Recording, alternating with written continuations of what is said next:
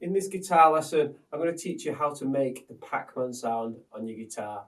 Real easy. All you do is you just take your left hand and you just place it on all of the strings, any fret, but you do not push down on the fret.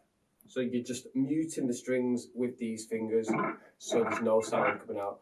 Then you take your pick and you sweep it down the strings. I like doing it on these four here, so the D, the G, the B, and the high E string. And then you go straight back up, and then you just repeat that process. Hope that's been helpful. Now let me show you how to make the Pac-Man sound without your guitar. What you want to do is you want to take your first finger and you want to lift it up and put it in your ear. Now wiggle your finger about. And that's how to create the Pac-Man sound without your guitar. I hope this lesson has been helpful to you. Make sure you subscribe to the channel for more content, more guitar lessons.